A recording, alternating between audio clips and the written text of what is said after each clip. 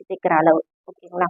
இப்போ எங்க அக்குள் பகுதியை மார்க் பண்ணோம். அக்குள் பகுதியை வந்து பார்த்தீங்கன்னாக்கா நான் பாடி மெஷர்மெண்ட்ல நான் உங்களுக்கு எடுத்து காட்டுறேன்.